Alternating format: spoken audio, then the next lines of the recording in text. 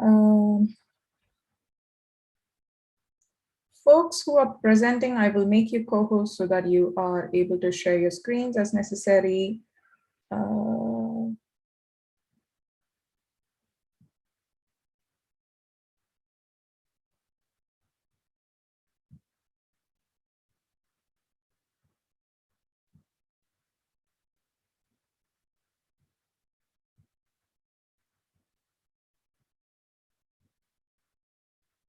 right.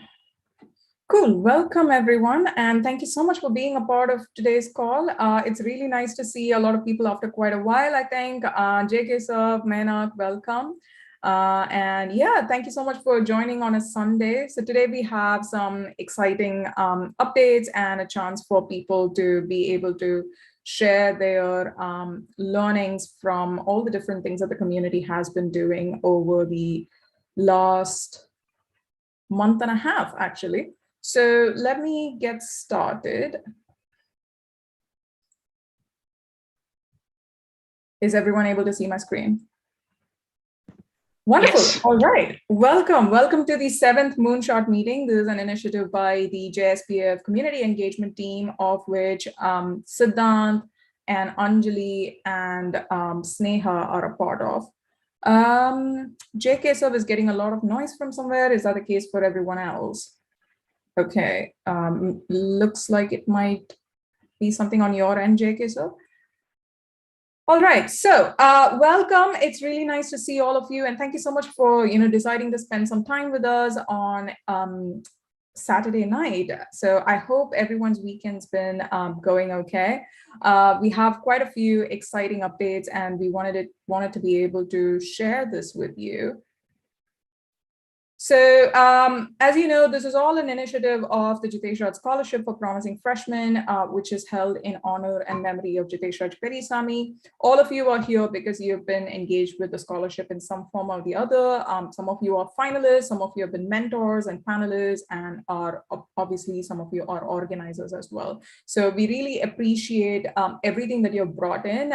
This community is only possible because you have decided and said, hey, this is something that I want to do, and this is a chance for me to be able to collaborate with all these driven, smart people and, take us somewhere forward. So really, really glad to have all of you here. And the mission statement for the scholarship is to nudge students towards achieving clarity about their strengths and passion. And our vision is to bring together and nurture a lineage of leaders and change makers for the betterment of the community and society. And today's meeting, I think, is really in line with our vision because the scholarship's everyday activity is about bringing all of you together. But after that, we really rely on the dynamic energy of every single community member to actually take us forward and make it a safe and a very innovative and a creative ecosystem for anyone who joins in after, and and for everyone to learn from each other. And yeah, just use this as an opportunity to be able to try out new things and learn new things. So today's meeting is really a testimony to that. So the agenda for today's meeting, I am actually going to be, stop talking in a few minutes because it's primarily about all the community members who have engaged in all these different activities over the last month and a half. So we have 3 sets of people. So first is we have 4 to 5 members who were a part of Festival of Trusteeship, which was a festival that was conducted by a nonprofit in the UK called Getting On Board. And Vivek, Mritula, Darshana, Nandakishore, and Siddhant participated in this festival that was held across 5 days. And they got to participate in a lot of different talks and panel discussions, etc. So they will be talking about what they learned. And hopefully that will, help us understand what are some best practices in the nonprofit sector and how Board of Trustees for the Jitesh Raj Scholarship and our parent organization Ahead Trust, what does that look like for us? And so this is basically our starting point towards creating a Board of Trustees for ourselves. Following that, we will have the climate leader training presentation. So we have Tushali, Naresh, and Parvat who will be doing this presentation. So they were a part of a 2-week program called the Climate Reality Leadership Core, which is conducted by Al Gore, who is a former vice president of the US and an environmentalist. So they will be talking about what they learned in those 2 weeks and share their learnings and what are some things that they are planning on taking forward. And then there was another contest conducted by St. Globe in Scotland and New York Times. So Parvat as well as Akhilesh participated in this particular contest, and Parvat will be sharing what his project was for that contest and what he learned from it.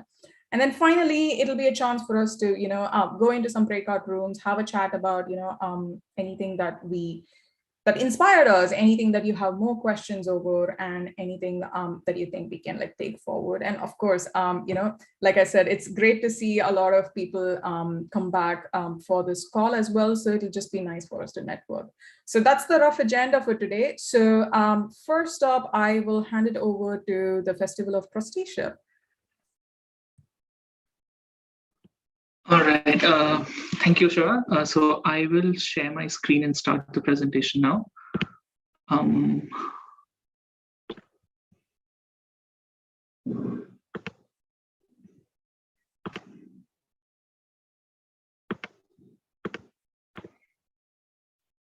Can you see my screen? Yes, we can, yeah. Awesome. All right, so thank you so much, Shiva, for the introduction. Hello, everyone. So as Shiva mentioned, a few of us from the organizing team, we had participated in this conference called the Festival of Trusteeship. It was a 5-day, a full conference, and different people participated in different sessions, and we've all collated our learnings and insights from the conference, and we're about to share this. And the objective is to primarily present our preliminary learnings from our perspective. We'd also like to have questions from you and also think and discuss some questions that we have. We may not be able to discuss all through all the questions that you have, but we'll still like to collect those questions, because that will be a really good addition, and it'll really help us design the process better for recruiting our trustees in the future. And just get comments from you, and see if we can strike up some collaborations in this respect. So I'll go ahead first, and my first learning was to be aware of your assumptions, and this comes from the designer in me, and that is why that perspective that whenever as a designer we design, it is very important that we be aware of our assumptions throughout the process. And I think that was something that I learned for this process as well, that we have to be aware of assumptions.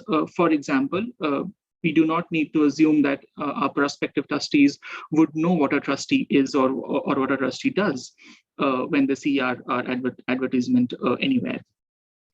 So we'll have to really explicit about explaining what their role would be, and what a trustee really is, etc. We should be assuming that they may not even have heard the word trustee, but they still might be the right person to be a trustee.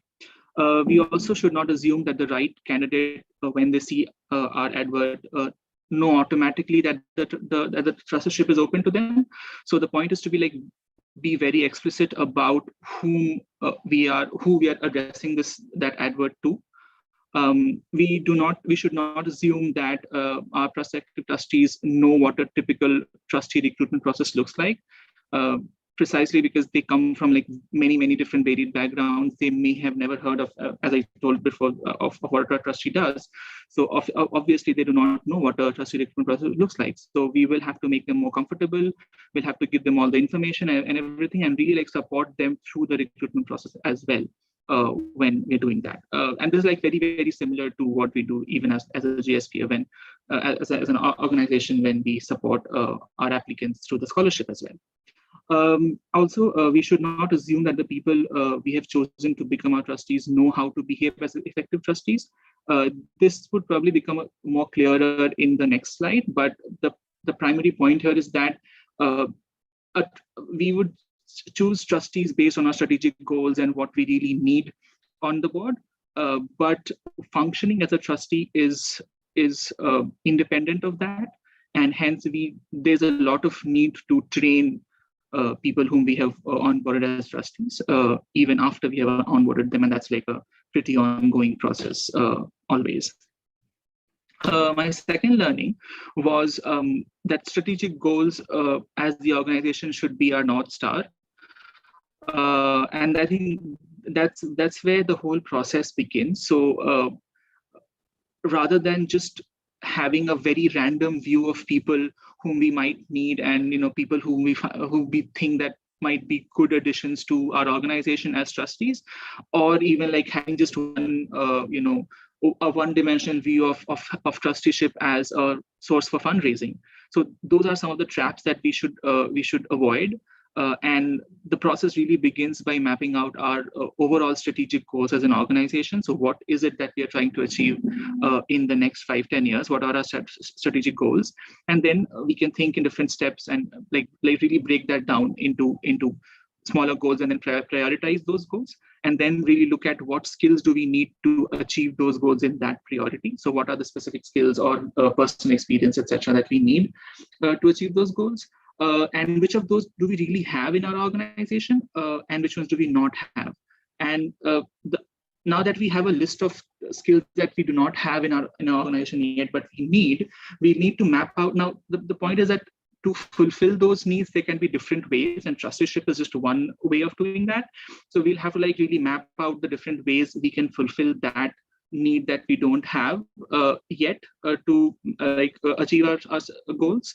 And then that would like really narrow us down to the final list of skills or expertise or qualities that we need on our board, because there can be other ways, as I mentioned, to fulfill our goals. So we need to be mindful of that as well, so that we're like having a good comprehensive picture of the process even early on. My next learning was really, again, this is also from a designer's perspective, which is how do we ensure diversity in the trustee, in the board of our trustees. So as a designer, I mean, we are taught that it is like, it's a very specific process where we intermittently switch between like zooming into the details of a specific design, and then zooming out and seeing how is that design going to manifest itself in the world outside. So that intermittent switching between zooming in and zooming out of our vision of the diversity is very important to get a fuller picture, which means that if, let's say, we are interviewing something, or we're going through somebody's applications, it is very likely that we would be pretty involved in getting the details of what kind of diversity of thought or diversity of skills or lived experiences a candidate might bring in, which is good, and we need to do that. But we also need to be mindful of, again, going back and zooming out of that frame and looking at the fuller picture and seeing that we are having a good enough diversity throughout all the trustees that we are wanting to onboard. And how do we do that is by like really mapping out all of the information that we're really getting in. So let's say one of the methods that they really introduced was to like just map it out on a matrix. So let's say there are 3 columns in the matrix of professional experience or skills, personal experience, and then networks and knowledge. Let's say we are grouping all the information that we have in these 3 columns, and we can tweak these columns as per our needs as well. There's no rule there. And then we can zoom into each candidate's application or their interview or whatever, and then map out all the important details that we need under these columns, and then zoom out and then look at how then that's how we get a fuller picture of what is the diversity in, say, professional experience across the board. What is the diversity in personal experience across the board? So this kind of an arrangement will primarily help us see through how is diversity really cutting across with the skills that we need or the network that we need.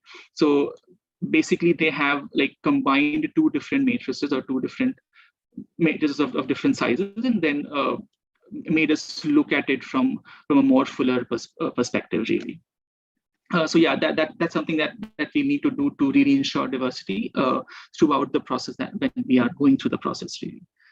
And my last, what are the different barriers in the process, and we need to be aware of that. So when we are designing the recruitment process from scratch, it is very likely that we will have barriers, so that we can filter out, or we can really reach out to specific people whom we need, that we've already worked out based on our previous brainstorming that I mentioned in the first slide itself. But the point is that there are many times when we are not mindful of those barriers, and we are like mindlessly, or those barriers are really slipping into the process, and we're not mindful of them, and that's a problem that we need to face, and win over. And that is why we need to be like much more mindful of all the barriers. And it is okay to have barriers. I mean, a sane recruitment process is meant to have barriers to like really guide us into recruiting the right people, but we need to have logical reasons behind incorporating those barriers, really, which like ties back into our strategic goals and our needs, etc. So for example, like how can we be mindful of this? For example, while we are designing the advertisement for the trustee recruitment field, like if we are in that phase of the process, we need to like constantly keep thinking as to what would different kinds of people think when they see my advertisement. What would a person with a so and so skill that we need think when they see our advertisement? And then based on that, how do I attract people like that, or how do I not attract people of a certain kind for which we already have some other way to like fulfill our needs? So that kind of mindfulness in each stage of the process is really needed to like help us consciously design the advertisement or the application form itself or the interview itself, whatever, to like really consciously design to attract a certain kind of people that we need on our board. Yeah, just that. So yeah, those were four of my learnings primarily, and that's really from my perspective. And I would like to hand over to Nandakishore from here. Do you want me to like stop sharing, or should I keep sharing and then people can tell me when to switch? It's entirely up to you. Like, I mean, is Nandakishore's slides on here, or yeah, they're all in the slide. Yeah. Then go ahead. Nandakishore, what would you like? Yeah, I'll stick to screen is on. I can. So should I not like stop sharing? Yeah, you can share the screen. I'll notify you when I need to see. All right, cool. Yes, the animation is on. Yeah. So, a very good evening, everyone. I'm Nandakishore, currently a third student from NIT Trichy, and I am part of the Diversity and Inclusion Committee of JSPF2. So, my learnings in the festival are, I have structured it into 3 types: the strategies to find and recruit the trustees, and to note the things which the communities often miss while onboarding new candidates, and how we ensure accountability among the trustees. So my learnings were mostly in students' perspective, and as in India, we are not seeing many students in many trusteeship positions. So I thought of ordering my findings in a student's perspective. So in most cases, the advertising for the recruiting trustees is done in a voluntary manner. So many of the recruiting process I have seen around my campus is been done in a small circle within the circle of the head, the person who is in charge of the board. So this process hinders the reach of the advertising process of recruiting trustees. So this should be removed, and this was the primary reason why many people from different backgrounds are omitted in the process. And while when a board is recruiting for a new member, and it's clearly advisable that they should make a checklist of the skills and the expectation which they are expecting, and they can discuss it within the team, and they can make use of the community newsletters, social media, and other possible communication medium to get the data and to ensure to finalize the checklist and post the advertisement in the public medium. So when we advertise the trusteeship recruiting process in a perfect level, we can get diverse people from different areas chiming in to join the team. So that's the main process of that's the main strategy which I found out. And the second one would be when we are looking for a potential candidate, we are not advised to assume the background of them. They may not know what trusteeship is, and they don't know what the process of getting into is, and what are the responsibilities which they rely on. So it's not a good idea to assume the background of trustees. Instead, we should make a contact with them and have a meet with them, and we have to understand their skills, and we have to make sense what the person would give to the team, and we can do the recruitment. Done. Can I switch to the next slide?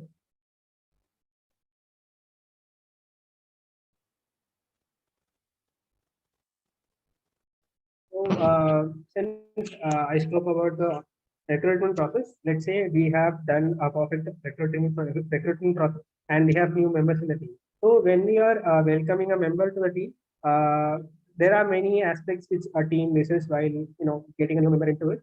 So, the mindset of the new member and his opinion about the team at the first look plays a major role to his contribution to the team. So, while onboarding a new trustee in the team, so it is better to have a whole team meet with the heads, with the associates and the members in the team present in there. So it would make the trustee more comfortable and feel him or her welcome to the team. So this provides a good image of the team into the new recruit that okay, this is a good environment for him to contribute to the team. And usually it takes a bit amount of time for the new recruit to adjust to the process and to pitch their ideas into the team meeting. So let the new recruit take some time, and the team has to make sure that the new recruit's voice has been heard, and the communication gap between the new team member and the previous one are in a low level. And the third thing is it is same as the previous slide, but it's a bit different from a communication perspective.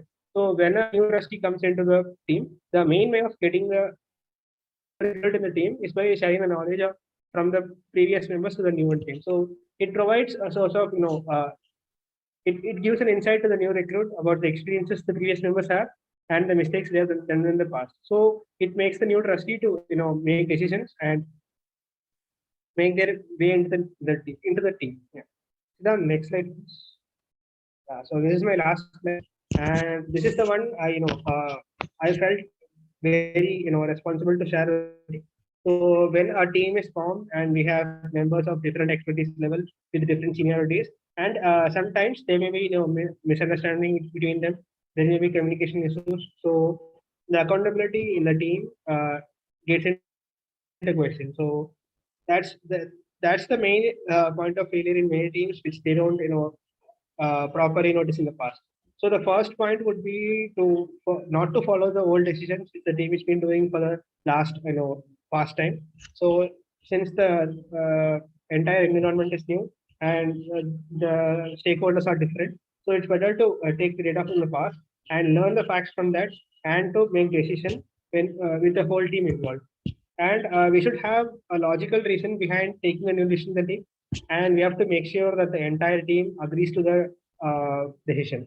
And in some cases, the team may be in a situation to act on a sensitive situation or to act on a different situation where the team would have never been into that. So a better a meeting with the expert or an alumni who is better in that would be very helpful. And we should not forget the fact that the personal involvement of team members, if it is there, then it should also be considered. For example, if there is a person, who is from a different rural area, let's say from a mountain-oriented geographical area, from a tribal community, then we should ask a person who is expert in that and get their opinions from them. And if there is a person already in the team, and we should also know the personal connections between them and the issue, and we have to take care of it. Because these are the very little situations where the accountability of the recruits, they started to get down. And the last fact is to measure the impact of the new initiatives which the team has does on the team members. So if any one of the team member or the new recruit, wants to change or want to make an improvement or want to get, a bit side of it because he or she is not involved more of that. So we have to allow that, and we have to, make sure that the impact is on a good level on the team members. So that's it. Yeah. So these are my three major learnings, and I would like to share the next to Darshana, I guess. Hello, am I audible? We can hear you, Darshana. Go ahead. Yeah, thank you, Nandakishore. Hello, everyone. I'm Darshana, and I'm a part of the Panelist Relations and Engineering team. So I took part in this session, Impact, What Does It Mean for Trustees? And it was a part of the Refining Skills track in the Festival of Trusteeship event. So the sessions in this track were all about bringing the charity leadership board to the front and honing your governance expertise. So I'll be going through three. I'll be going through my takeaway from the session in three parts, and this will be quite brief. So the first part is why are we first of all talking about impact? So most charities and organizations focus on making a meaningful impact through their work. So defining the impact clearly and ensuring that it's relevant to your organization is important to monitor funding targets and outcomes for the organization and thereby understand your progress, to learn, reflect, improve, and change, not just through the organization, but individually as well, to motivate staff, volunteers, and others, thus creating a collective responsibility. Essentially, it gives a sense of purpose and accomplishment as to where we are headed towards and whether we are achieving what we are intending to. And that's quite important for an organization. Next slide, please. So now that we understood why we are talking about impact, how do you define success for your desired impact? What would be your metric to quantitatively assess if you are on the right track? So there are a few people as well as sources and things that can keep you informed on your progress towards achieving the desired level of impact. So who can tell you about impact?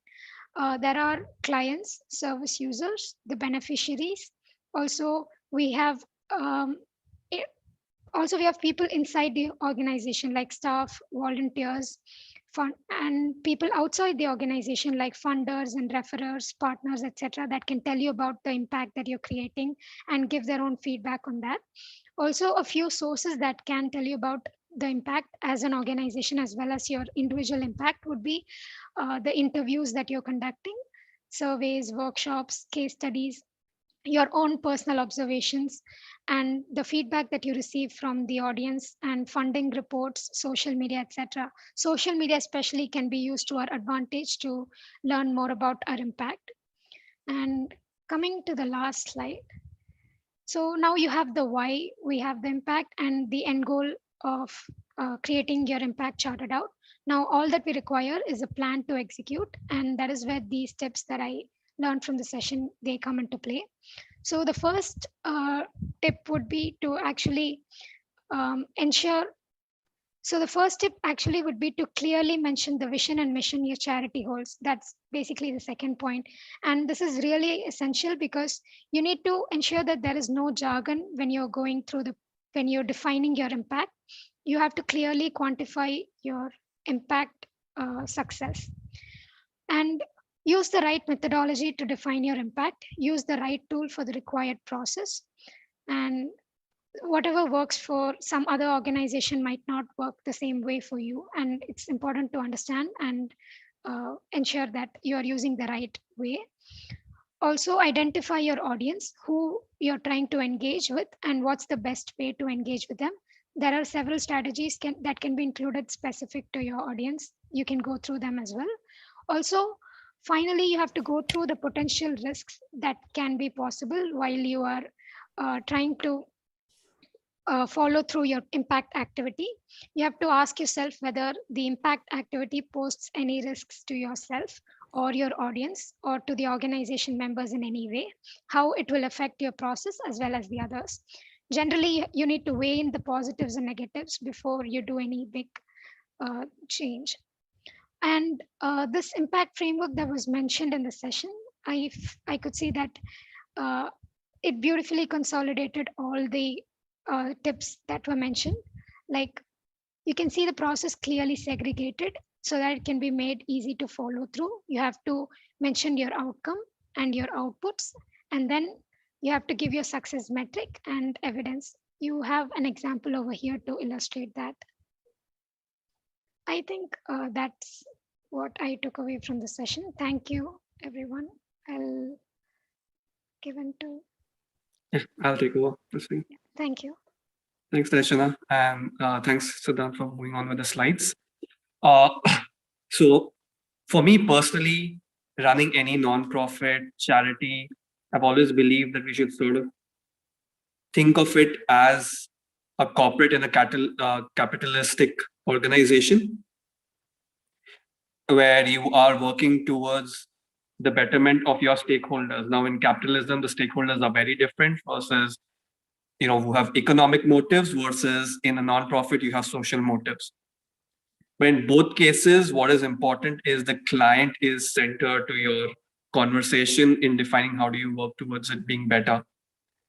In this case, I took the different view of while the entire trusteeship focused towards how as an organization we are looking at it, wanted to change the lens around and sort of think of it from as a trustee, what does it mean? And there is some overlap with what Siddhant and Nandakishore have spoken about it, but from a different view. So I'm going to try and answer from a consolidated through all the sessions I attended is the who, the what, and the why of trusteeship as a trustee. Now, the first definition of trustees is people who lead the charity and decide how it is run. And this is the Charity Commission definition of the United Kingdom. Now, each one of us probably has this doubt. Can I be a trustee? Should I be a trustee? And how do I define that I can be a trustee? And I think the general answer there is any one of us can be a trustee. And if you remember what Siddhant mentioned earlier about zooming in to your personality, to zooming out to the traits that you have, you can create that same matrix for yourself to see how you can play a role for any given organization that you think about. Obviously, from a personal standpoint, we tend to be a lot more passionate about certain things and we tend to give ourselves more towards those items. So figuring out those causes that really wind you up does make it easier for you to be able to share the skills that you can bring on board. Now, if you've decided that you want to be a trustee, who do you reach out to? Right? Charities are looking out for trustees. Just like, as we mentioned, for JSPF, we're looking to set that the ball rolling in that lane, right? And hence, it's important that you understand yourself. And when you reach out to them, these are the questions that they're going to be asking. And if you can place yourself where you want to be, it becomes a lot easier for that connect to happen. And as Nandakishore mentioned, and during the conference, they mentioned that 90% of trustee recruitment happens through word of mouth. And it is odd because if you want to hire an engineer for your charity, you put out an ad. If you want to hire a chief operating officer for your nonprofit, you put out an ad. But when you want to put out for a trustee, you don't put out an ad. You actually ask people around you. And the chances are when you ask people around you, they are going to be more like you than different from you. And hence, the angle of diversity also sort of loses out when you're going through only a word of mouth campaign. So that is more towards who is a trustee. The next slide talks about why should I be a trustee?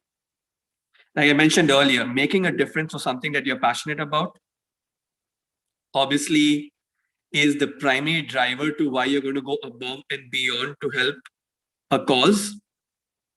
Sometimes often people are like, I am privileged enough, so why should I go and work with an organization where I feel like an imposter because I haven't lived that experience that those people are going through.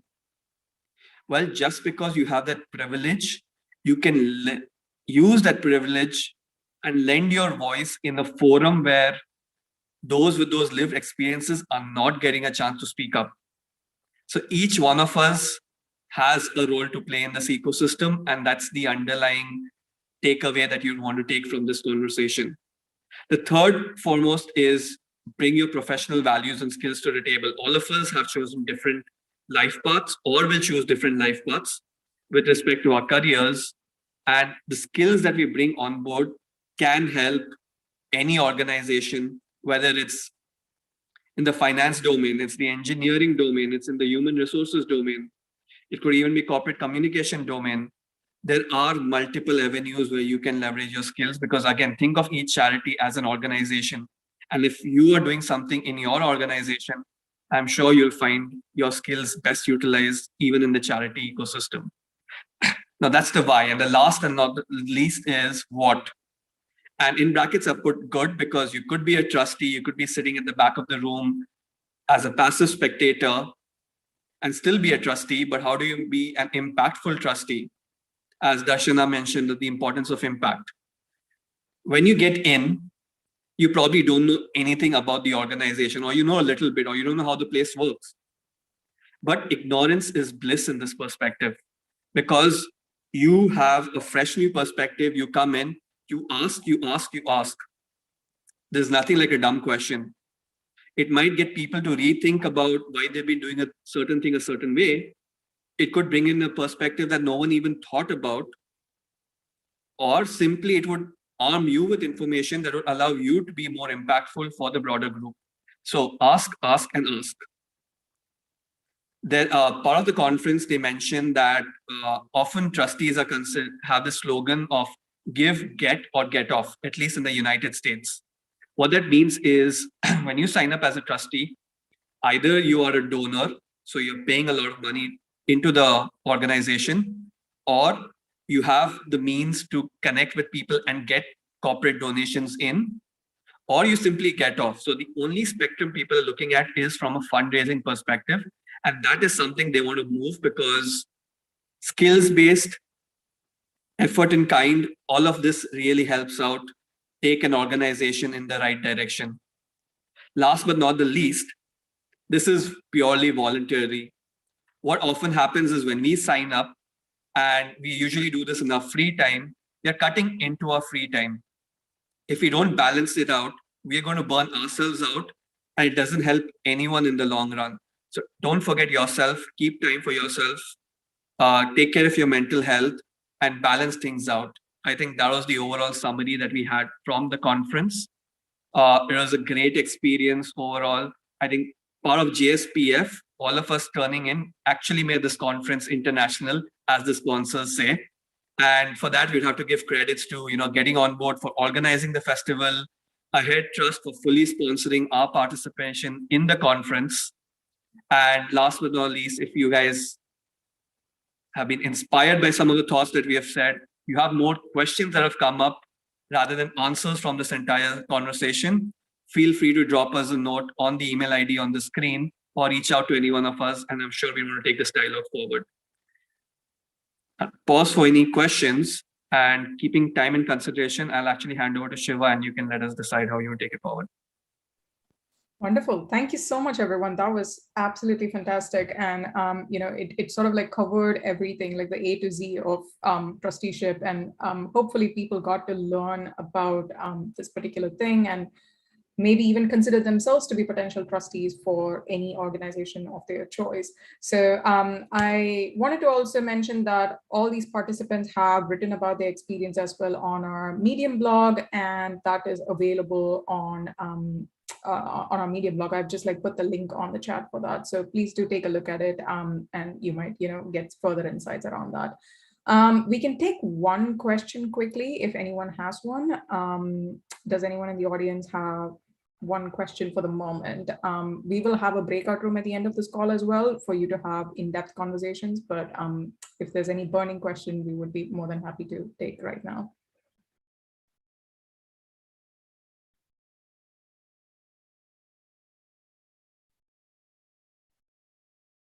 All right. We'll take that up during the breakout room. Thank you so much, all the presenters. That was absolutely great. And also welcome Srinivas, Manu, Anjali, as well as Hashini Murli. Thank you so much for joining us. So that was the end of our Festival of Trusteeship experience sharing, and I hope that everyone found it helpful.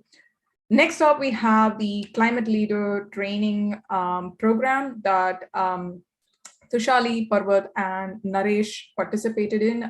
Like I mentioned at the beginning, it was a 2-week program, and the program itself is run by this organization headed by Al Gore, who was the former vice president of the US and who's an environmentalist. And yeah, over to Tushali, Parvat, and Naresh.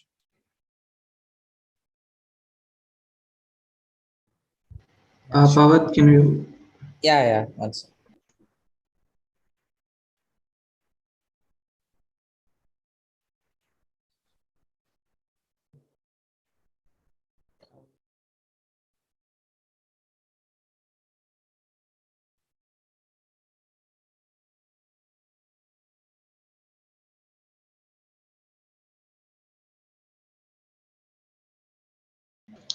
Yeah, you can start. Uh, Hi guys, I am Naresh, currently in second year of chemical engineering. Like many of us here, I have been reading and listening about climate change and its crisis for quite some time now. And this year, with the help of JSPF, I got the opportunity to take part in climate reality leadership training, through which I gained a better understanding of the issue, available solutions, and about the different perspectives. So, Climate Reality Leadership Project is a global NGO which was started and is currently led by Al Gore, and he is an ex-US president, vice president. It was started in 2006 to mitigate the climate change, and it is a community which takes up climate initiatives and trains climate reality leaders, which aim to positively impact their local communities. Our experience was we had group discussions, live lectures, and pre-recorded sessions to attend. We had a web portal in which all required information of our schedule, the session links, and resources was available. Our close interactions were mostly with a small group of people and a mentor assigned to us. And with them, we had discussions after every live lecture. So first we had an icebreaker sessions with the small group, and then the lecture started. We had four live sessions focused on information about climate change and available solutions, on which we had made a presentation at the end about what we had learned from it. And then there was a panel discussions by climate activists and researchers on how serious the issue was and how actions are required immediately.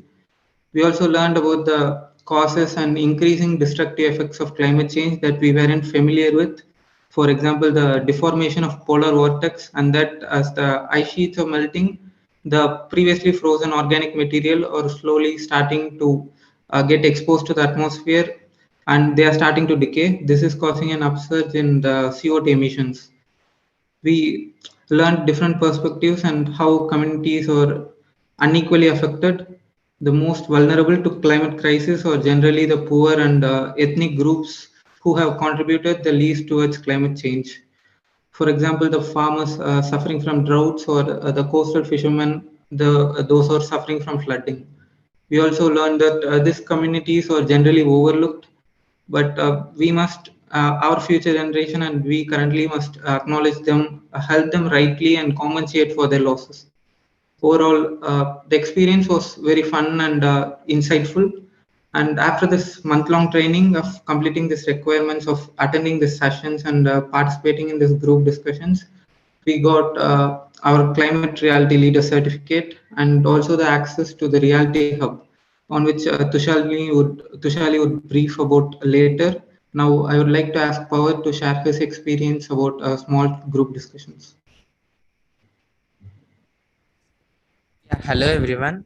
I'm Parvat. I'm second year civil engineering student in NIT Trichy, and like we had small group session, which is also a part of the training, and we like they put people together from Chennai and from inside Tamil Nadu, and like we were a team, and we used to discuss what are the things that were like insights of the meeting, that lecture that had happened, not like a lecture, yeah, but it was a fun video, like where we learn more information, and we will discuss about it. And we also discuss about what we do to help in this climate action, and how we can like improve our climate action thing, and what else we can do as a person, as an individual, to contribute towards climate change. And yeah, we also discuss a lot of new things in there, and like what other people try to follow for doing their things towards climate change. Like one of them, like they used to recycle plastic, use they go to like plastic recycler uh, place, then they will recycle. So we got a lot of information, like why we need to recycle plastic, otherwise like what microbiological effects will happen. So like yeah, it was a fun meeting after every like discussion. Then after that, we also had like speed networking sessions, lightning talks, and regional meetups. Like my most favorite two sessions are like one is small group discussion and another is speed networking sessions. Like in that, like like climate reality leader group is a very big group, and this time like around 60,000 people joined this, 30,000 people joined this. Until now there are like 60,000 people in that climate this organization. And during networking sessions, like I met like several peoples from foreign countries like Indonesia, then UK, then US, like from most of the countries. And it was a fun session. Like I also met some professors, some students, some old people who are also like trying willing to like participate in climate change. And lightning talks, like it was a small like 7-minute videos of like how climate finance work and other terms like related to climate. And regional meetups, like we had one regional meetup for India and whole South Asia, where we like communicated together. Like there were like thousands to 10,000 people in that meet, and we like discussed together. Like around 1,000 people came, I guess. Yeah, we discussed about like what are the things that like initiatives have been taken in India and like around the South Asia. So this is about like speed networking sessions, small group sessions. Like I enjoyed those two things a lot. Then these two are like very informative with small time. So I will hand over to Tushali, and she will like say about climate reality hub. Thank Yeah. Hello everyone, I am Tushali, and the next step which we undertook in climate reality training was after we finished the training, the 2 weeks of the training, they gave us access to the reality hub. So it's kind of like a Facebook kind of forum where we can like connect with the fellow leaders who underwent training, and we can join a lot of groups. We could like see like a global calendar where people could put up their events and we could like join them virtually. So basically it's like it's only exclusive for the attendees of this program, and it's an online community platform. And there are 37,000 leaders who registered on this platform. So there are a lot of resources which are there available, so we can see all the PPTs and all the presentations which were used, and we can post events like if we're like organizing maybe an awareness event, we can post about it on that. And it's also a place where we can record acts of leadership which we do. And by acts of leadership they mean that, you know, like hosting an awareness campaign, or just giving a talk, or even writing a blog post about the climate crisis. So these are all the acts of leadership which we can also keep a track of in the reality hub. And so there's also a resource library, and where we can find a lot of resources and what like all the presentations which were used in the training. And there's also like forums and groups which I already mentioned, so we can connect with like-minded people and just, you know, have a like look around what's happening. Just it's just a way to keep connected. So this was all about the reality hub. Yeah. And next one. Yeah. So like we thought like why don't we do a small thing as a team together. Like one of our major insights from the thing is that even though we can't like pay money for do anything, but awareness is the key thing. We found that. So like we thought, why don't we do a small presentation in front, so that like people get aware like what is the climate crisis that is happening. So now Naresh will continue over the presentation, small presentation.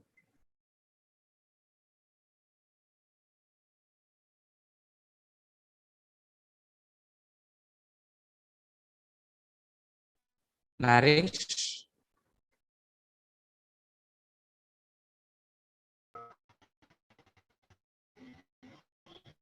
Hello, am I audible? Yeah, We can. you're audible. I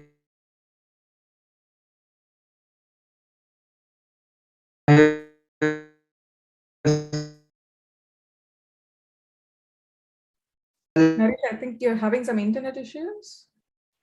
Your voice is very gotten very robotic.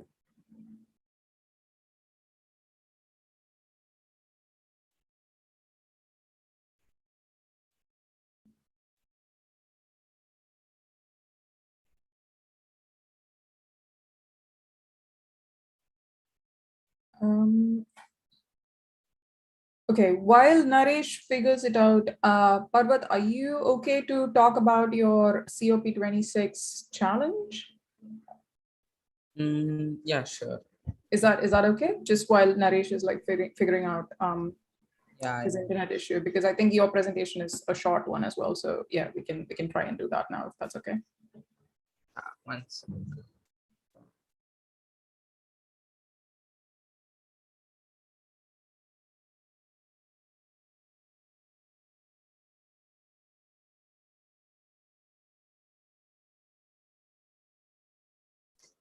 Yeah. Basically, like I went into like yeah. Pavat, am I audible now? Yeah, you're audible. I guess like can Naresh Yes, Naresh. continue? Having Yeah. Parvat, you can continue. Naresh, we'll come back to your presentation in about 10 minutes, if that's okay. I Yeah, think there you're is. still having some internet issues. So, all right, Parvat, go ahead, please. Yeah, like I found this event from through JSPF community group, and like I was interested about this New York Times challenge with the Scottish fuel change. So I thought, why don't we give a try and like move into this climate reality thing. So like I'm Parvat, I'm an undergraduate student, and like I like nature, and I also like very much like music. So my journey towards knowing about climate change, like I participated in two things. Like one is COP26 challenge. It is a challenge like to create a campaign for youths to get aware about the climate change and climate crisis around us. And one more thing is about climate related training, and we talked about it earlier. And we also like yeah, planning to give that presentation in a while, in a short time. So like our campaign idea was to like why we need protest, like that's our main idea for the campaign. Like there like this is a tagline that we prepared, like there comes an hour when protest no longer suffices, after philosophy there must be action. So like our main question, like what was then like what people need to do to like attain climate justice.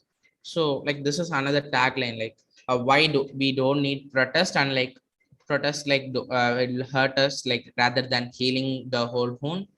So like our main idea is to like to give education and information to people to create awareness in between use and using like various strategies, and that will be like I will say in a while. So we carried out a research to find like what are the characteristics of every generation, like mainly the Gen Z's, millennials, Generation X, and baby boomers. Like one odd thing is like older generation people are more engaged with the positive, like have a positive impact over these things. So like our main goal was towards Gen Z's, because they are not actively participating in any climate change or action. Then one more thing is like baby boomers are more active. Baby boomers in the sense like around 1970s people, like 1970, 80, and 90. So like they are more active with their green behaviors than the generations Gen Z's, which are like the current year, like 20 after 2000. So this is one thing that we found. And this we also did a research on customer opinion. Like it is very sad, like half of the respondents like responded that they will repair the item rather than replacing, but that is not suitable in every case. Like people don't know that like repairing is worse than replacing at sometimes. Like it depends on what is the situation. Like if you are like planning to like if you have a old car and planning to buy a new like replace or repair, then it's better to replace than repairing. Like you can replace with the electric vehicle, but like affordability comes into play. But there are like lot of things that can be done like replacing rather than repairing, and those things should be like known to people. So like education is like informative thing is one major thing that we thought would be helpful for Gen Z's to overcome this climate crisis. Then consumer focusing on quality food products and buying less. Like this is a good thing. Like even though like they are trying to repair rather than replacing, like they are at least like focusing on to buy quality products and buying less, like thereby contributing to less waste. So this is one good impact that we saw in our research. Then like what consumers tries for sustainable living, like till now, like before like previous decades, like recycling, everyone was telling to recycle things, and now it's like a big thing, and like many people have started to recycling. But there are lots of other factors in climate change. Not only recycling will contribute the most, like reducing the carbon emissions is the most like way. Like if you reduce the carbon emission, then all the things will change automatically. But that is the least thing like people focus on, because they don't know what to do for reducing the carbon emission, and they also don't know aware about like what is carbon footprint and those things. Then consumers or customers have higher trust in recycling labels. Like this is like term known as greenwashing, like where companies like try to sell their product that like they are doing it like they are doing it in a sustainable way, but they might not do it. So like people need to like given the information like which companies are doing it sustainable and which are not, and just greenwashing the people.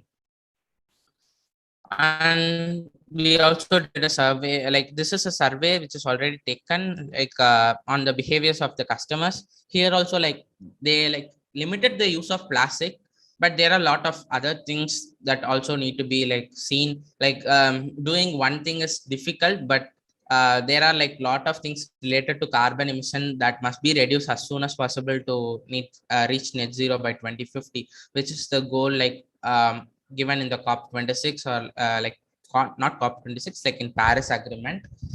So that's about like our research.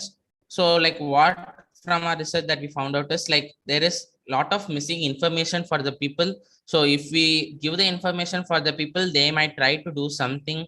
So awareness is the key issue here. Awareness and knowing the facts is the key issue. So like we thought of like tagline for our thing is like where to start. It's just our campaign idea, like where to start. And these are the taglines that we like prepared for the campaign. And this is like um we are mainly focusing on Gen Zs, because like already baby boomers are trying their best. So like focusing on Gen Zs are the best. So like digital marketing and apps and websites are the, because it's an internet era. So we plan for creating a app and a website that says what are things are that are sustainable and those things. And we also try to also do tailored email marketing, which almost all people use now. Like every people use Gmail, then every Google service. So that's about like why we chose digital marketing. And this is also like one of the major reasons. Like we chose digital marketing, and we thought of like introducing like new facts and concepts every week, so that like people can learn from it. Gen Z's used to spend most of their time in YouTube chat, Snapchat and Instagram. So like our plan is to like use those social medias to get more people into towards climate change. And we also thought of doing guerrilla marketing in major where the population is very high, and also like more waste is generated, so that they can get good use of it. And guerrilla marketing, like it has some major success but some drawbacks too. So this is also a strategy that we plan for. You might ask like why this strategy will be successful. Like most of the people said that like either it's too expensive, or I don't have enough information, I am not interested. So like half of the people like responded these things. So like if we have a website and or a app which also like gives information, and also gives like coupons if there are like any supporters or donators behind the scenes, then like we can like give coupons too. And like one major misconception is that like moving towards sustainable thing is expensive, but that's not the case. Like we can make sustainable things out of like very cheap products, and sustainable products are getting cheaper and cheaper. So yeah, that so to remove these misconceptions and giving more information and like making it interesting such that like it is posted in social media, so they don't think like it's a lecture or something. They just see for a 30 seconds or 1 minute reel, then they get they might get a like it might give a huge impact in their life too. So this is why like we thought this strategy will be successful. So yeah, younger people are likely to believe that their actions give a positive impact. So that's about our campaign, where to start. Yeah, thank you. Thank you so much for that, Parvat. I think Sibi had a question asking, like participation in all these conferences and contests have been absolutely great. And how do we see that connecting with JSPF's goals and missions? So I just wanted to share the answer with the public forum as well. For the Festival of Trusteeship, one of the main intentions is that, our community members are empowered enough so that we form our own diverse board of trustees for JSPF as well as AHEAD Trust as well. So that is the intention behind that, so that people actually learn the best practices in the industry around it. Whereas both the COP26 competition as well as the Climate Reality Leadership Program, those were sort of like natural consequences from our moonshot meetings that have been happening every month. And we've had quite a few moonshot meetings around climate action so far. And this was sort of like the natural next step for us to sort of say, okay, like, moonshot meetings have been a little bit of a passive involvement from people, because it's mostly been like guest lecture style things, whereas these programs have been a more active participation, where they had to come up with ideas, they had to do their research, etc., as you can as people have shared today. So hopefully we will be able to take these learnings forward in a lot of different ways within the community as well as within NIT Trichy and even the wider public. And that is something that we would love to hear inputs from all of you as well. So that's just a little bit of context around that. Naresh, how are you doing? Are you able to hear me okay? Is your internet connection okay now? Yes, ma'am. Are you able to hear me? Yeah. Yes, we can hear you. All right. Go ahead, Naresh. Before that, can I like say like I didn't share the experience about like the thing that participated, like one small thing, like I was in a team, like it was a foreign team because it took place in Scotland, and yeah, like it was a foreign team, and like we interacted, we used to have meeting, like I used to learn a lot of things from them, like most of them are working, and yeah, like I learned a lot, like this opportunity like I got, I was very thankful.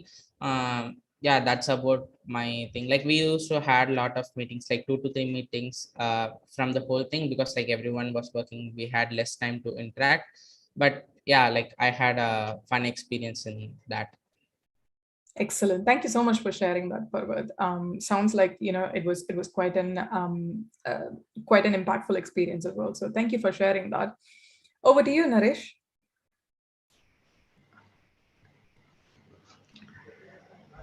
Yes, Pawan. Thank you. This photo is called the Blue Marble. It is the first fully illuminated picture of Earth taken. It is used as a common reminder that we have one Earth, and that we are collective beings, and our actions will impact us all, whether we are doing it good or bad. Next slide, please. Now, regarding the climate crisis, we have only 3 questions left. Must we change? Is there really a problem? And can we change? Will we be able to adopt and take the actions to mitigate the problem? And will we change? First, must we change? Yes, the scientific community, and we had been reading about it for a long time, and the answer is yes. Now we are seeing the repercussions of not listening to them. This photo is the photo illuminates that the sun illuminating the atmosphere. The atmosphere is just a thin shell that stretches around the earth. And in this thin shell, we are putting 152 million tons of man-made global warming pollution every day. And this pollution, especially the CO2 generated, is building up and is trapping the heat. So the basic science of global warming is energy from the sun comes to earth in the form of light radiation. That energy is absorbed by the earth, and it warms the earth surface. Some of this energy is re-radiated from earth towards the space in the form of heat, And finally, some of the re-radiated heat is trapped by the atmosphere, which is naturally a good thing because it helps keep a stable temperature around us for us to survive. Now, however, we have been thickening this atmosphere by the previously mentioned 152 million tons of heat trapping pollution. We are dumping it every day. Thus, more heat is getting trapped, and it is the main cause of warming our planet.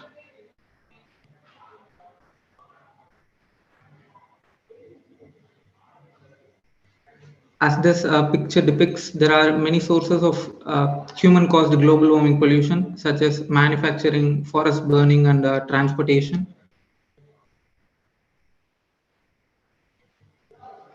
But the main cause of rising temperature is the burning of fossil fuels. Fossil fuels still provide more than 80% of world's energy demand. As energy needs increased after World War II, fossil fuel use and subsequent emissions have gone up dramatically. But luckily, in the last few years, there have been a leveling off of the CO2 emission because of greater shift towards green energy. Because of this pollution being trapped in the atmosphere, global temperature had risen dramatically. This chart shows the deviation from an average between 1940 and 1980 temperatures with the mentioned years. The global temperature differences are shown here. And as you can see, the temperature are constantly been rising in the past decade. 19 of the 20 hottest years ever measured had occurred after 2001. And 2020 and 2016 ties up as the hottest year ever recorded.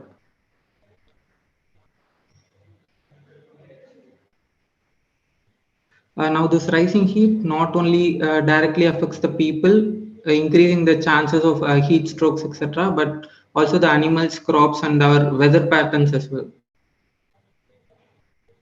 Now, more than 90% of all the heat that is trapped in the atmosphere ultimately is absorbed by the oceans, and this heat is warming up the oceans at an unprecedented rate, and it is impacting the marine lives and corals. Half of the increase in ocean heat has been occurring in the past 20 years alone.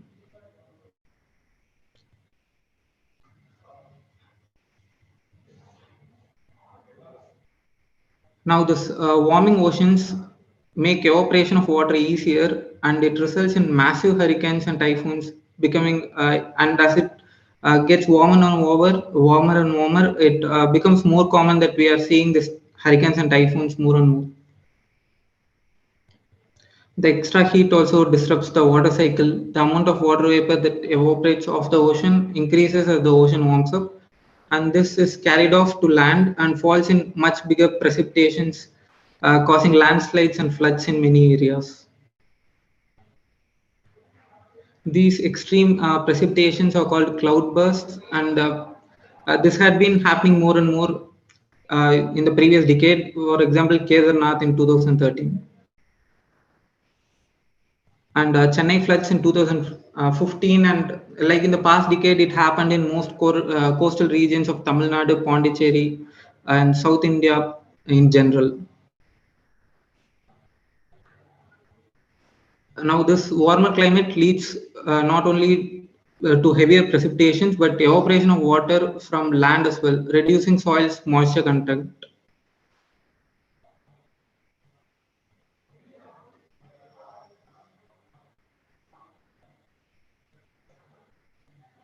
This is the main issue that is turning many fertile land into arid, as the land shown in this picture is an example.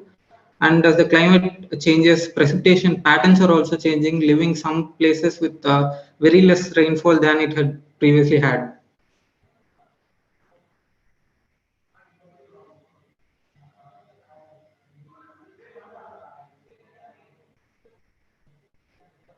Tushali?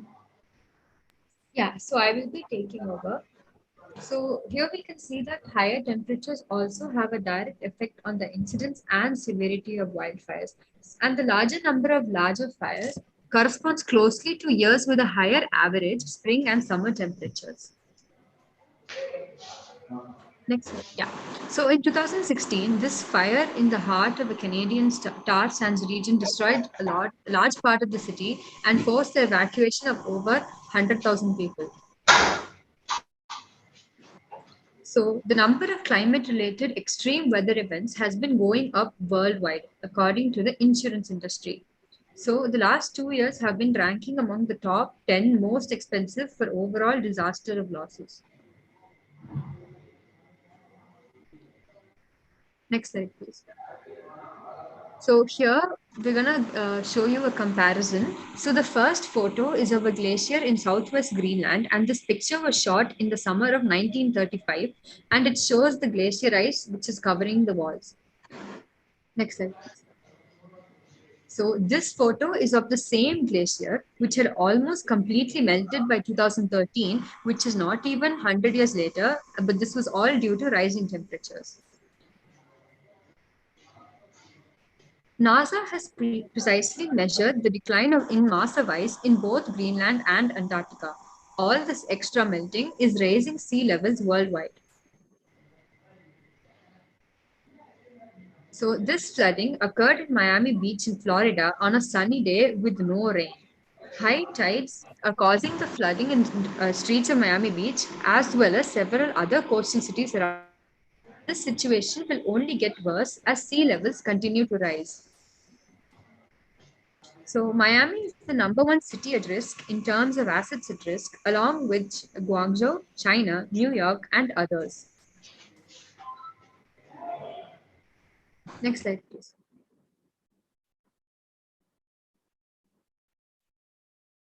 Yeah, looking at cities at risk by population, we see that many huge cities in developing countries are very much in danger. So if parts of these cities become uninhabitable, where will these people who live there go? And so the Department of Defense in the United States has long warned about refugee crisis connected to the climate crisis, as well as pandemic diseases, water shortages, and food shortages. Heat stress is now beginning to decrease crop yields from rice, corn, and soybeans. Exposure to higher levels of carbon dioxide also decrease the nutrient content of many staple crops such as rice, wheat, and soy. Infectious diseases, heat stress, air pollution, and waterborne diseases are all influenced by a changing climate, and this is not happening in our favor. Warmer temperatures have an impact on the spread of tropical diseases. Modern transportation and air travel play a part, but the potential range for many diseases expands as regions farther and farther poleward get warmer. This means that there are more and more places where a disease like Zika can take root. The main mosquito that spreads Zika and dengue and yellow fever is now covering a wider range in a warmer and wetter world. In warmer temperatures, the virus incubates faster and mosquitoes breed more and are able to transmit the disease longer. The health impacts of the climate crisis are often overlooked, but will affect millions of people. Climate change, along with other factors such as ecosystem loss, is contributing to the worst extinction event since the extinction of dinosaurs 65 million years ago. Next slide, please. All of these threats, including many we haven't even covered in these slides, and the fact that the World Economic Forum says climate change is the #1 threat to the global economy, leads us to answer the question, must we change? Next slide. So must we change? Yes, we have to.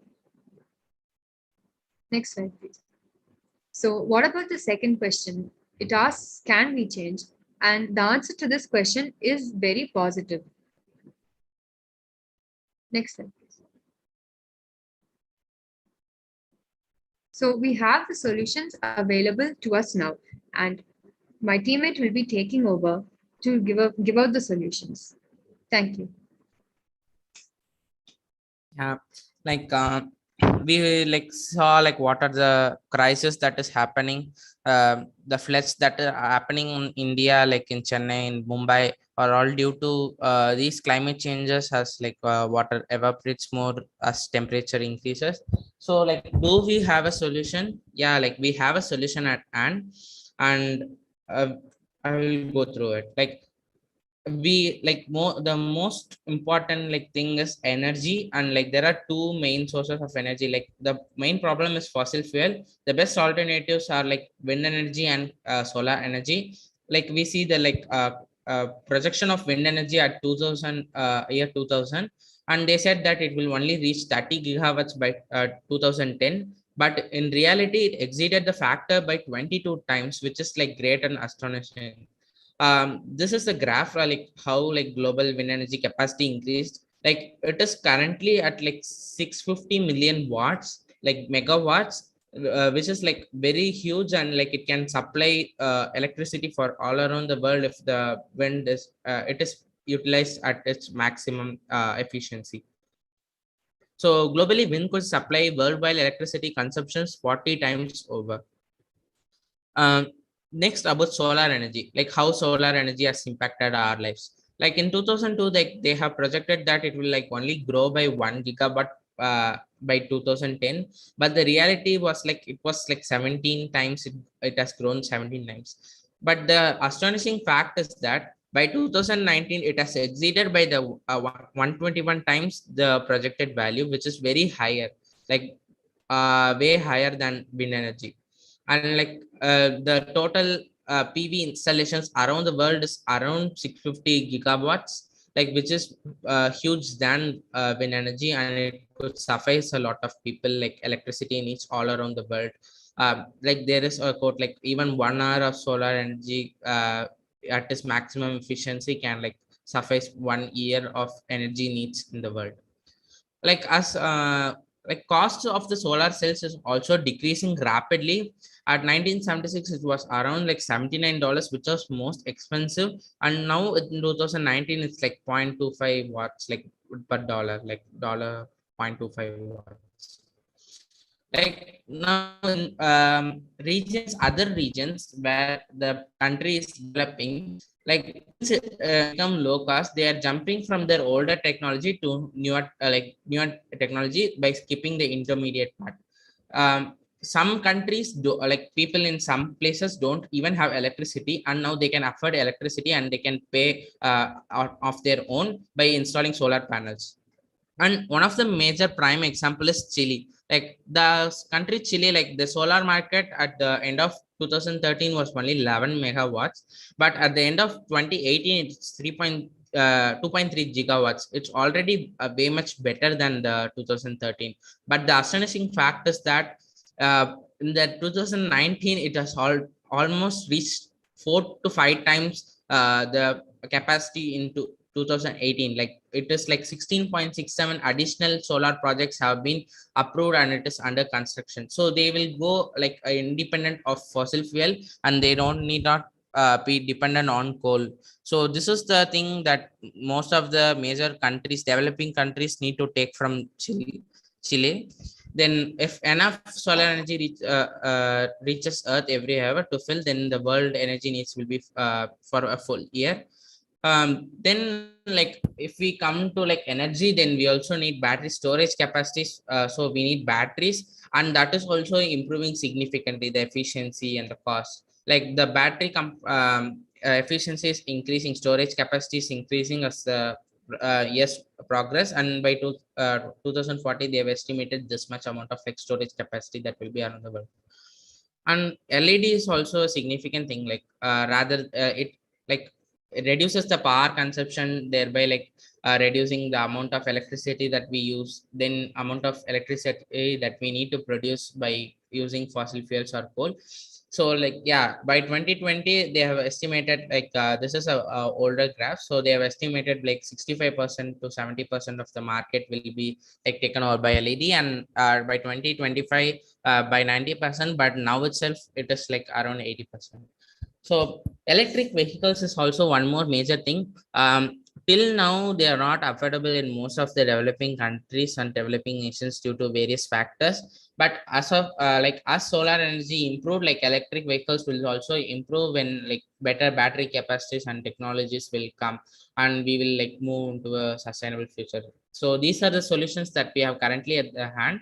So our main question at last is like, will we change, like, so like there was a, like 2015 Paris agreement where like every nation in the world agreed to like do what, like to reach net zero by 2050. And like the US, there are like lot of implications, and they joined it in there recently only. So like join those who are using their voices and their choices to like fight climate crisis, and do anything like that is possible to create climate awareness and climate change for the better future. Yeah, thank you. Wonderful. Thank you so much for that, Parvat, Naresh, and Tushali. Excellent presentation. Does anyone have any questions for them? We can take one question before we move into breakout rooms.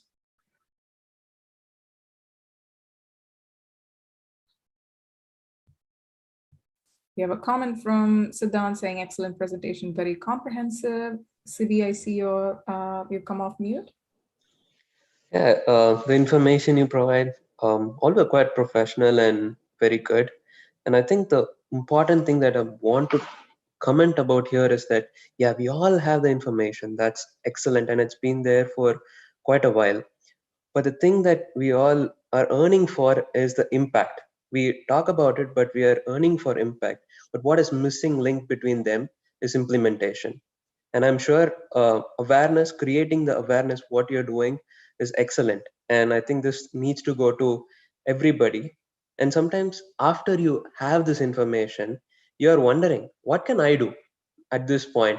We are talking about global features, which are like making solar power and wind power and everything. As a common person, what can we do? Is something that's even after you know this information, you feel helpless.